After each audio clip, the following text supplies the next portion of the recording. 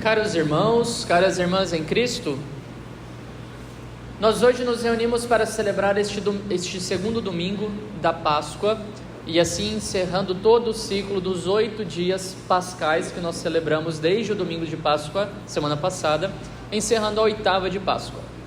Esse segundo domingo de Páscoa, ele é também chamado, desde o Papa João Paulo II e a sua proclamação, de Domingo da Misericórdia. É por causa disso que a imagem de Jesus misericordioso, conforme Aparecida Santa Faustina, está aqui para a nossa veneração, para suscitar a nossa fé no dia de hoje. Celebrar a misericórdia dentro do período pascal é bastante oportuno, porque não há algo que seja mais fruto da misericórdia de Deus do que a sua ressurreição e o fato de que Ele veio para nos dar vida e vida nova. Quando você pensa em misericórdia, faça um exercício aí um pouquinho.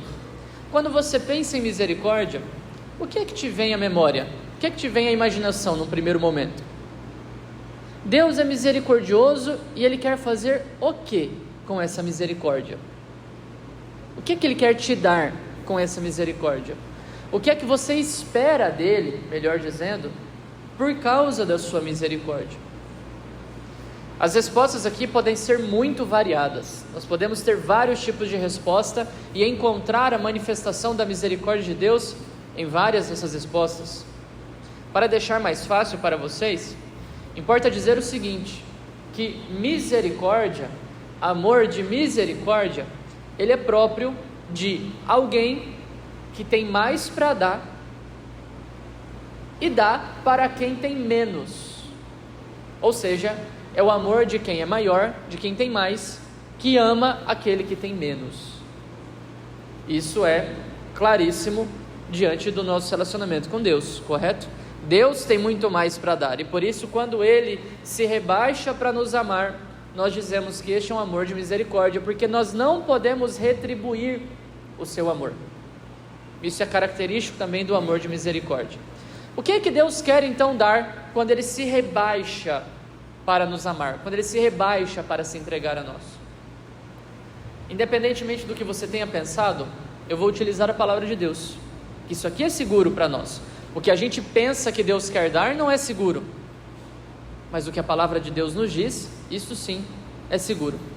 No final do Evangelho, São João diz o seguinte: estas coisas foram escritas, estes milagres, as aparições do ressuscitado e, em última análise, todo o Evangelho de São João, tudo isso foi escrito para que acrediteis, para ter fé.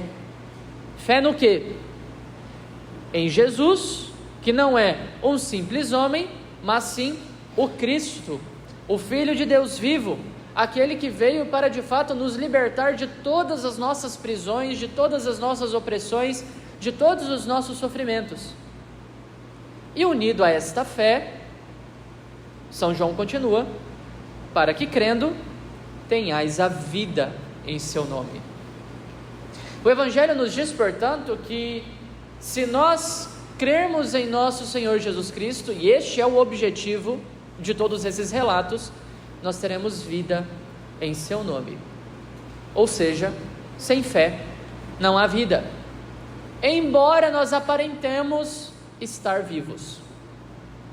Estamos vivos porque respiramos com os nossos pulmões, mas e a alma?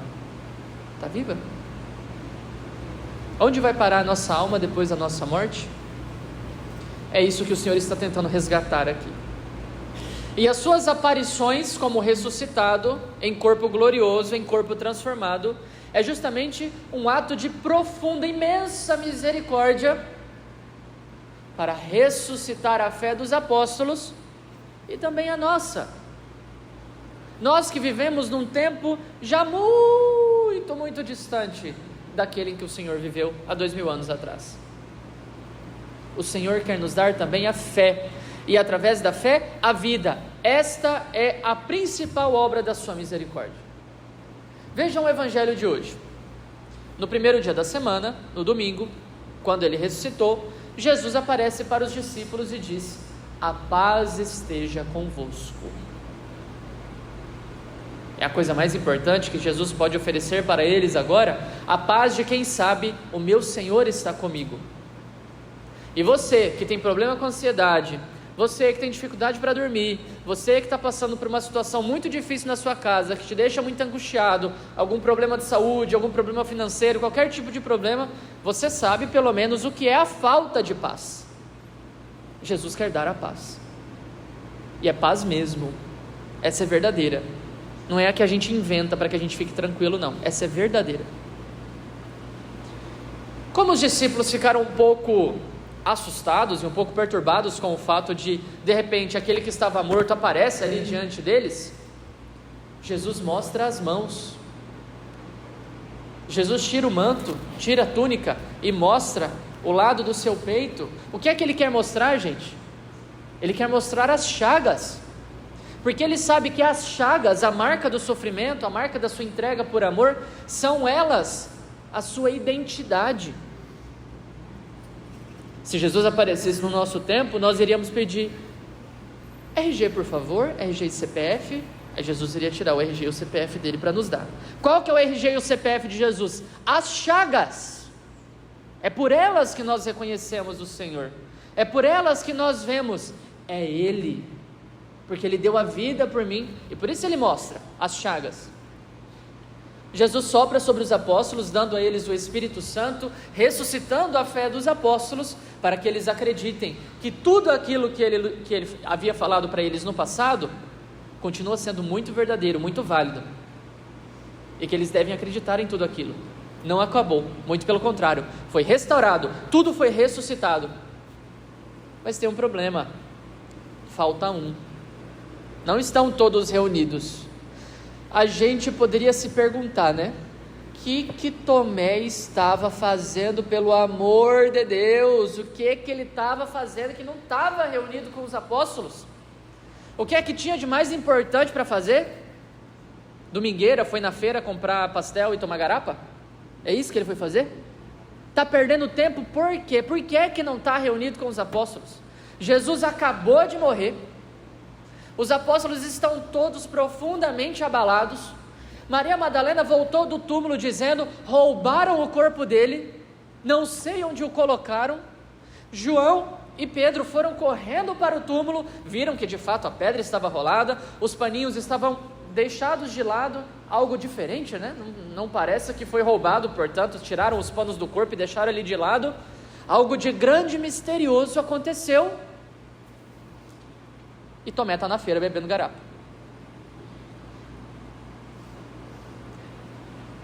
É claro que não estava, né? É só uma ideia aqui, né? Vai que estava a garapa de lá daquela época, né? Enfim. Mas é curioso notar o fato de que ele não está presente. E Jesus ainda assim aparece. Os atos de Jesus são muito calculados. É a gente que não sabe o que faz, Jesus sabe o que faz. Ele aparece, sopra o Espírito Santo sobre todos os 10 que estão ali reunidos. Tomé não está presente, Judas já se matou. Tomé aparece em volta da feira, com seu pastelzinho que sobrou de queijo para dar para os apóstolos, e os apóstolos dizem: nós vimos o Senhor.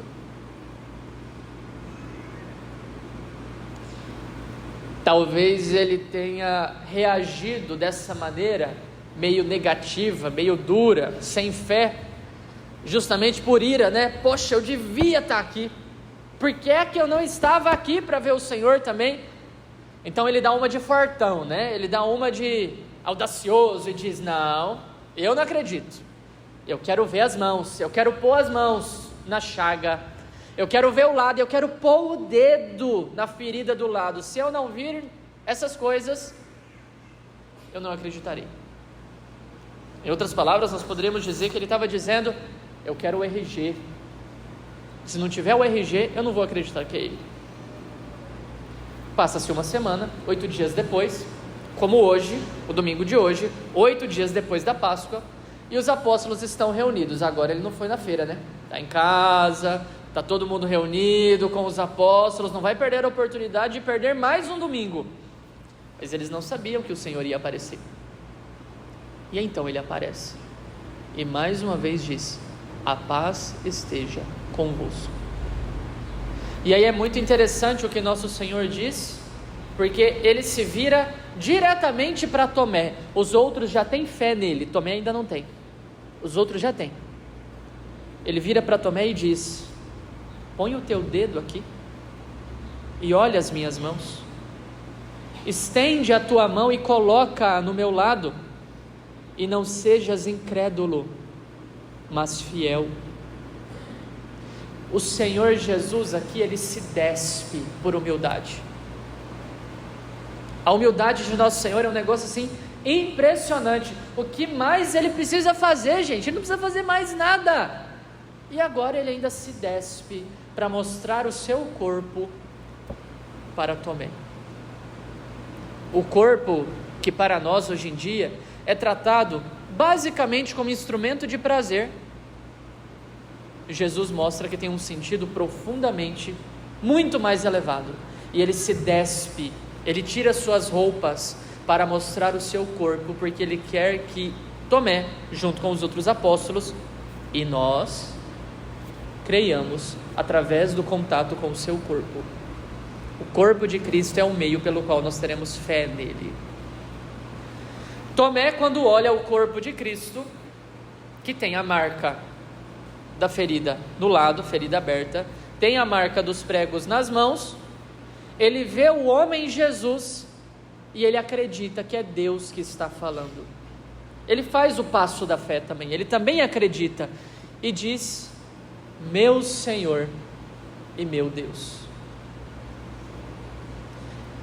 Ele poderia ter falado: Jesus, é o Senhor Jesus, mas ele dá um passo maior, ele diz: meu Senhor e meu Deus. Jesus não havia dito que ele era Deus aqui, nesse momento.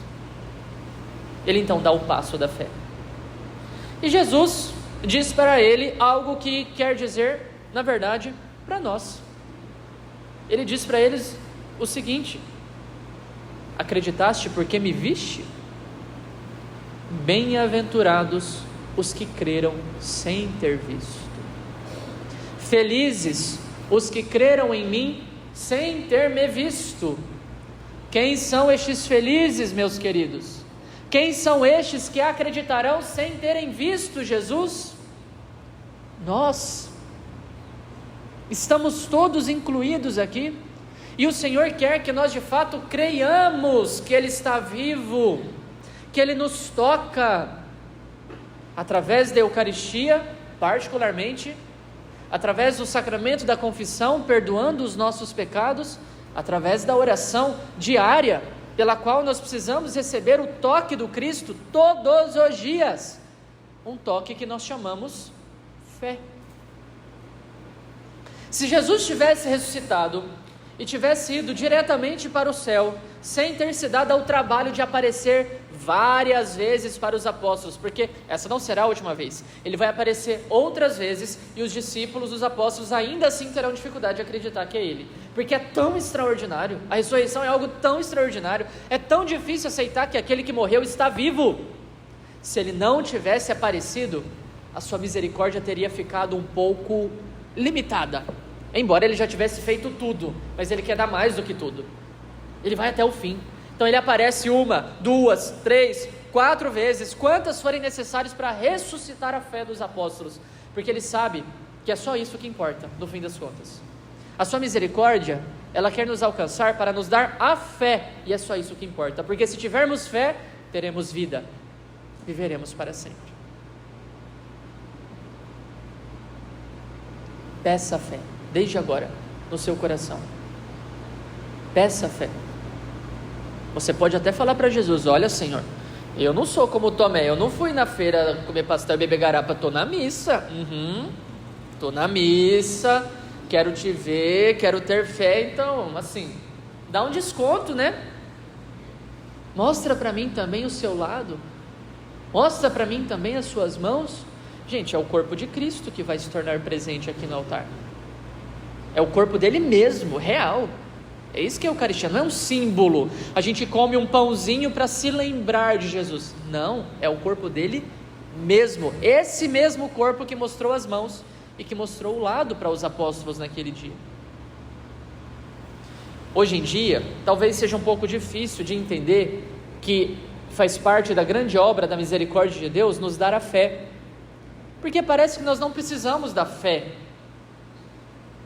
Nós temos tanta coisa, a gente consegue viver bem, entre aspas, com tanta coisa, mas é aí que mora justamente o problema, e é aí que nós nos enganamos. Eu vou contar uma história para vocês, e com isso eu vou amarrando a nossa reflexão, concluindo a nossa reflexão, para que vocês entendam por que a fé é a coisa mais importante, a mais necessária, e aquilo que nós devemos pedir com mais intensidade, todos os dias, o tempo todo. Está lavando louça? Senhor, aumenta a minha fé, eu creio, mas aumenta a minha fé. Está indo para o trabalho no carro? Senhor, eu creio, mas aumenta a minha fé. Pega o terço, eu creio, mas aumenta a minha fé, eu creio, mas aumenta a minha fé. Está atendendo um cliente? Senhor, eu creio, mas aumenta a minha fé. Dentro do coração vai pedindo, várias e várias vezes, porque o Senhor vai dar, com toda certeza. É o que Ele mais quer dar, é o objetivo da sua vida na terra. Vejam essa história, que é real, para vocês entenderem a importância da fé. No ano de 177 depois de Cristo, já havia passado mais de 100 anos da ressurreição de Nosso Senhor, da sua ressurreição e ascensão aos céus. Os apóstolos já tinham morrido há algum tempo e a igreja estava viva. Eles haviam tido um problema com o imperador Nero lá na década de 60, década de 70 do século passado, ou seja, 100 anos atrás. Muitos cristãos foram mortos, inclusive os dois grandes apóstolos, Pedro e Paulo, foram assassinados na perseguição de Nero. Paulo morreu decapitado, Pedro morreu crucificado de cabeça para baixo. Depois, os cristãos tiveram um período de relativa paz, e os imperadores já não estavam mais perseguindo eles. Só que participar da missa, se confessar, adorar Jesus, celebrar a fé, não era tão fácil como é hoje. Hoje nós temos igrejas que estão abertas publicamente para quem quiser entrar. Naquela época isso não existia. As igrejas daquela época eram os templos pagãos, onde o pessoal colocava tripa de bode, fazia as orgias sagradas e tantas outras coisas bizarríssimas. E os cristãos não se misturavam com isso. Eles se reuniam em casas de família, no segredo, porque tinham medo da perseguição. Embora não houvesse grande perseguição, ainda assim, eles não poderiam se dar ao luxo de ficar se exibindo assim tão claramente. O que é que isso significa? Ter fé em nosso Senhor Jesus Cristo, diferentemente da nossa época. Para aquela época, ter fé em nosso Senhor Jesus Cristo era perigoso. E ainda assim eles queriam ter fé, e ainda assim eles levavam as coisas até o fim. No ano 177 aconteceu uma grande perseguição que resultou no martírio de muitos cristãos, agora já não mais vinda pelo governo do Império Romano, essa perseguição, mas do próprio povo. O povo começou a ficar muito incomodado com esses cristãos que falavam diferente, pensavam coisas diferentes, agiam de maneira diferente, e aí o povo começa a inventar um sem fim de coisa para justificar a sua raiva, o seu ódio. Começaram a falar que eles adoravam de fato bode, que eles comiam criança, que eles veneravam os genitais dos seus líderes, uns negócios assim absurdos que foram inventados. Tudo isso para reforçar o ódio da população contra os cristãos. E o povo, vendo aquilo, pensou: bom, se eles não acreditam nos nossos deuses, se eles não estão oferecendo sacrifício para os nossos deuses, isso significa que eles estão atraindo desgraça para a nossa vida. Precisamos acabar com isso. Só que os cristãos eram duros na queda, eles não se convertiam, ou melhor dizendo, eles não se desconvertiam assim tão facilmente. A fé que eles tinham no Cristo ressuscitado era grande demais. A nossa fé é coisinha de criança perto da fé desses cristãos, porque para nós é muito confortável ter fé. A gente participa de missa tranquilamente, sem problema, sem perseguição, sem dificuldade nenhuma. Para a gente é fácil. Para eles não, era uma questão de vida ou morte. Eles levavam muito a sério a fé que eles tinham, a fé no Cristo ressuscitado. Então, os povos das cidades começaram a perceber: bom, não vai ser no argumento que nós vamos convencê-los. A gente não vai convencê-los, a gente não vai ganhar na conversa. Já que a gente não vai ganhar na conversa, o que a gente faz? Vamos resolver com as nossas próprias mãos. começaram a capturar esse povo. Os cristãos foram caçados, como os judeus, agora na época do nazismo, também foram caçados por Hitler, bem semelhante. Eles entravam nas casas, procuravam cristãos, perseguiam cristãos e deixavam eles presos, dizendo para o governador da região: resolva, nós não queremos saber dessa iniquidade aqui no nosso povo, no meio do nosso povo. Na cidade de Lyon, na França, que existe até hoje inclusive, aconteceu um dos atos mais bárbaros nesse sentido. Eles prendiam as pessoas, levavam para o governador, e o governador decidia, em conjunto com os grandes da cidade, que, bom, então vamos entregá-los à diversão do povo, vamos fazer o povo se divertir com os cristãos. E o que é que eles faziam? Levavam os cristãos para as arenas. É como se levasse a gente ali para a Arena Pantanal, sabe? E todo o povo cuiabano lá na arena: uhul, vai ter festa hoje tem show, hoje a gente vai se divertir como? Vendo o cristão morrer, que beleza! Era isso, gente, era isso mesmo. Os cristãos eram levados para a arena, e quem tivesse o instrumento de tortura mais inovador, mais sofisticado, mais interessante de todos os outros, ganhava, porque animava mais o povo, né?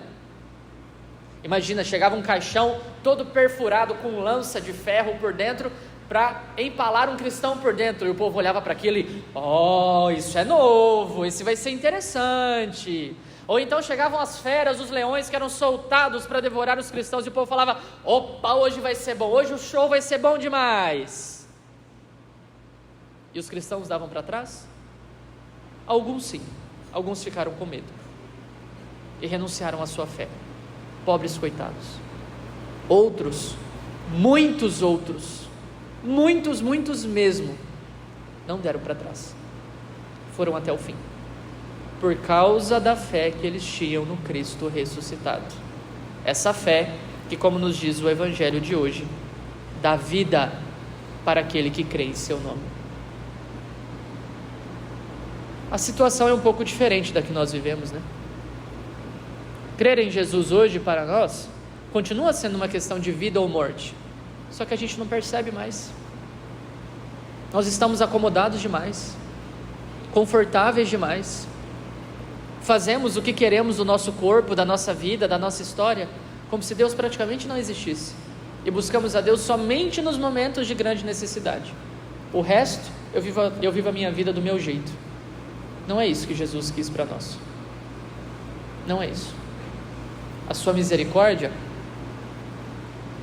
manifestada pelo quadro de Jesus misericordioso, que traz o Cristo ressuscitado com luzes, com raios de luz, o sangue e a água saindo do seu peito, do seu lado aberto. A sua misericórdia quer nos dar esse tipo de vida, meus irmãos. Se todos nós aqui desta comunidade hoje fôssemos presos por causa da nossa fé, o governo viesse e nos prendesse, nos levasse para a Arena Pantanal, e um a um nós fôssemos sendo entregues às feras e a instrumentos de tortura os mais bizarros possíveis, quem de nós permaneceria até o fim? Quem diria: vale a pena ir até o fim, porque se eu entregar a minha vida por Ele, eu creio que terei a vida eterna? Quem iria até o fim? Eu não sei se eu iria, e eu acho que todos nós deveríamos fazer uma reflexão bastante séria a respeito disso. Mas essa é a nossa fé. A igreja não começou há 60 anos atrás, a igreja começou há 2000 anos atrás, e a fé no Cristo ressuscitado é o que tem movido a igreja ao longo de todos esses anos, levando as pessoas à morte, porque elas criam que a vida estava no Cristo. É esta fé que nós precisamos, é esta fé que o Cristo misericordioso ressuscitado quer nos dar. O resto é balela, tudo passa, só Cristo não. E por isso Ele quer nos dar aquilo que não passa, a fé na sua presença viva, ressuscitada, que age em nós ainda hoje e nos dá a vida eterna. Digamos a Jesus: eu creio, mas aumenta a minha fé. Eu confio, mas aumenta a minha confiança. E me perdoe, Senhor, porque muito provavelmente eu seria daqueles traidores que viraram as costas para Ti. aumenta a minha fé. Jesus, eu confio em vós. Louvado seja nosso Senhor Jesus Cristo.